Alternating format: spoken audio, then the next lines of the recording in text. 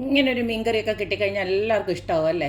നല്ല അടിപൊളിയായിട്ടുള്ള മുളകിട്ട മീൻകറിയാണ് ഇന്നത്തെ എൻ്റെ റെസിപ്പി. നല്ല അടിപൊളിയായിട്ട് നല്ല ചാറോട് കൂടിയിട്ടുള്ള ഈ ഒരു മീൻകറി എങ്ങനെയാണ് ഉണ്ടാക്കുന്നതെന്ന് നമുക്കൊന്ന് നോക്കിയിട്ട് വരാം. മുളകിട്ട മീൻകറി ഉണ്ടാക്കാനായിട്ട് ഇതുപോലെ ഞാൻ 1 കിലോ മോതമീനാണ് എടുത്ത് വെച്ചിരിക്കുന്നത്. ഏത് മീൻ വെച്ച് വേണമെങ്കിലും നമുക്ക് ഈ മുളകിട്ട മീൻകറി ഉണ്ടാക്കാൻ പറ്റും.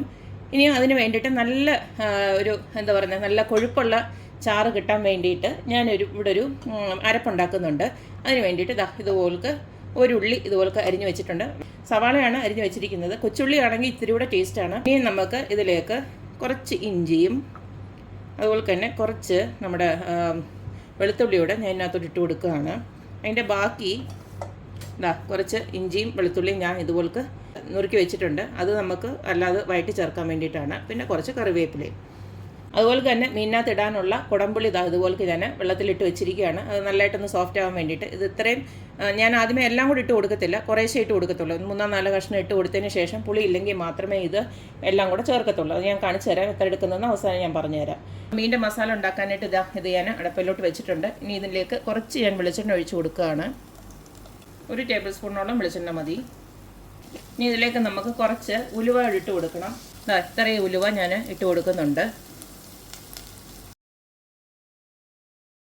ഇട്ട ഉള്ളിയും വെളുത്തുള്ളിയും ഇഞ്ചിയൊക്കെ നന്നായിട്ട് വഴണ്ട് വന്നിട്ടുണ്ട്. ഈ സമയം നമുക്ക് പൊടികളൊക്കെ ഒന്ന് ചേർത്ത് കൊടുക്കാം. തീ നന്നായി കുറച്ച് വെച്ചിട്ട് അല്ലെങ്കിൽ ഓഫ് ചെയ്തിട്ടിട്ട് കൊടുത്താലും കുഴപ്പമൊന്നുമില്ല.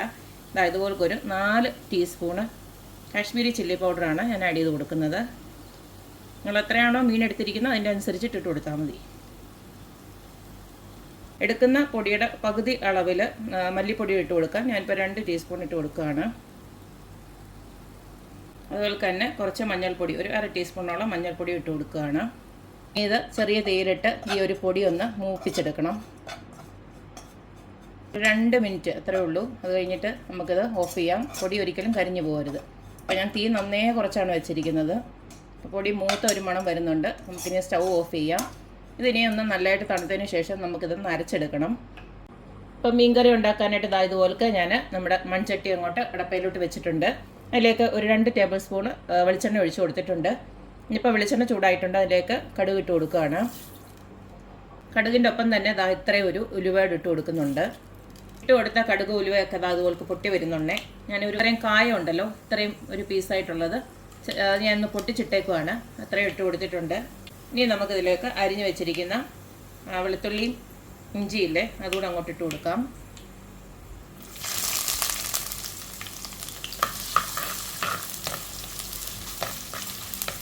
അതുപോലെ തന്നെ കുറച്ച് കറിവേപ്പിലോട് ഈ സമയം നമുക്ക് ഇട്ട് കൊടുക്കാം.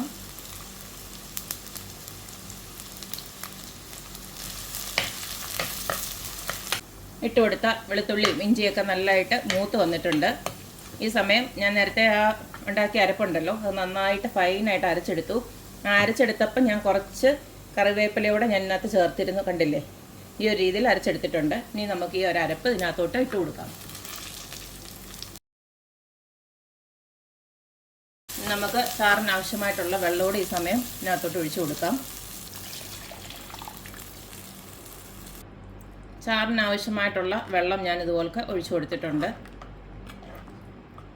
ഇനി നമുക്കിതിലേക്ക് നേരത്തെ കുതിർത്ത് വെച്ചിരിക്കുന്ന പുളി ഉണ്ടല്ലോ, കുടംപുളി, അതങ്ങോട്ട് ഇട്ട് കൊടുക്കാം. ആദ്യം പറഞ്ഞ പോലെ തന്നെ എല്ലാം കൂടെ ഇടണ്ട. 2-3 കഷ്ണം നമുക്കിപ്പം ഇട്ട് കൊടുത്തിട്ട് അതിൻ്റെ പുളി ഇറങ്ങിയതിന് ശേഷം നമുക്ക് കുറവാണെങ്കിൽ പിന്നെ 2 കഷ്ണം ഇട്ട് കൊടുക്കാം. അതുപോലെ തന്നെ ആവശ്യത്തിനുള്ള ഉപ്പൂടെ ഇട്ട് കൊടുക്കാം. 1 ടീസ്പൂൺ ഇട്ട് കൊടുത്തിട്ട് പിന്നെ നമുക്ക് വേണമെന്നുണ്ടെങ്കിൽ ഇട്ട് കൊടുക്കാം. ഇനി അത് നന്നായിട്ടൊന്ന് തിളക്കട്ടെ. അതിന് ശേഷം നമുക്ക് മീൻ ഇട്ട് കൊടുക്കാം. അപ്പോൾ ഇതുപോലെ തിളച്ച് വരുന്നുണ്ട്. നമുക്ക് നമ്മുടെ കഴുകി വൃത്തിയാക്കി വെച്ചിരിക്കുന്ന മീൻ കഷ്ണം ഓരോന്നങ്ങോട്ട് ഇട്ട് കൊടുക്കാം. മീനെല്ലാം ഒന്ന് മുങ്ങി കിടക്കുന്ന രീതിയിൽ നമുക്ക് സ്പൂണ് വെച്ച് ഇളക്കാതെ ഇങ്ങനെ തുണി വെച്ചൊന്ന് ചുറ്റിച്ചിട്ട് കുറച്ച് കറിവേപ്പിലയോടെ നമുക്കൊന്ന് ഇട്ട് കൊടുക്കാം മേലെ. അത് കഴിഞ്ഞ് ഇത് അടച്ചു വെച്ച് ഒരു 20 മിനിറ്റും കൊണ്ട് നമ്മുടെ മീൻ കറി റെഡിയാവും. എണ്ണ തെളിഞ്ഞ് വരും, അതാണ് കണക്ക്. അപ്പോൾ ഇതിനി ഇരുന്ന് വേവട്ടെ. വേവതിന് ശേഷം ഞാൻ കാണിച്ചു തരാം. അപ്പം നമ്മുടെ മീൻ കറി ഇവിടെ റെഡി ആയിട്ടുണ്ട്. കണ്ടില്ലേ? എണ്ണയൊക്കെ തെളിഞ്ഞത് അതുപോലെ വരണം. ഇനി നമുക്ക് അവസാനമായിട്ട് കുറച്ച് കറിവേപ്പിലയോടെ ചുമ്മാ ഒന്നിട്ട് കൊടുക്കാം. അപ്പോൾ ഇത്രയേ ഉള്ളൂ. നമ്മുടെ അടിപൊളി മുളകിട്ട മീൻ കറി ഇവിടെ റെഡി ആയിട്ടുണ്ട്. ഏതിൻ്റെ കൂടെ, അതായത് നമ്മുടെ ചോറിൻ്റെ കൂടോ അല്ലെങ്കിൽ നല്ല കപ്പയുടെ ഒക്കെ കൂടെ നല്ല അടിപൊളി കോമ്പിനേഷനാണ് ഈ ഒരു മീൻകറി. മാത്രമല്ല ഈ ഒരു മീൻകറി ഈ ഒരു രീതിയിൽ വെച്ചിട്ട് നമ്മൾ ഇപ്പം ഫ്രിഡ്ജിനകത്തൊന്നും വെക്കേണ്ട കാര്യമൊന്നുമില്ല. ഇത് 2 തവണ, അതായത് രാവിലെയും വൈകിട്ടും ഒക്കെ ഒന്ന് തിളപ്പിച്ച് വെച്ച് കഴിഞ്ഞാൽ തീരുന്നിടം വരെയും ഇത് കേടാവാതിരിക്കും. കാരണം എല്ലാം നല്ല മൂപ്പിച്ചൊക്കെയാണ് നമ്മൾ ഇട്ടിരിക്കുന്നത്. പിന്നെ പുളിയുടെ മാത്രമേ ഉള്ളൂ. പുളി നമുക്ക് ആവശ്യമുണ്ടെങ്കിൽ കുറച്ചുകൂടി ഇട്ട് കൊടുക്കുക. ഇൻ കേസ് പുളി കൂടിക്കഴിഞ്ഞാൽ അതിനകത്ത് നമ്മൾ കുടംപുളിയായിട്ട് ഇട്ട് കൊടുത്തോണ്ടല്ലോ, അതങ്ങെടുത്ത് മാറ്റി വെച്ചാൽ മതി. പിന്നെ പിന്നീട് വീണ്ടും പുളി ഇറങ്ങത്തില്ല. അത്രയേ ഉള്ളൂ. അപ്പോൾ ഈ ഒരു രീതിയിൽ എല്ലാവരും ഒന്ന് കറി വെച്ച് നോക്കുക, അഭിപ്രായങ്ങളൊക്കെ അറിയിക്കുക. അപ്പോൾ എപ്പോഴും പറയുന്ന പോലെ തന്നെ എൻ്റെ റെസിപ്പീസ് ഇഷ്ടമുള്ള എല്ലാവരും please like, share and subscribe. അപ്പോൾ ഇനി ഒരു അടിപൊളി വീഡിയോ ആയിട്ട് വരുന്നവരേക്കും ബായ്.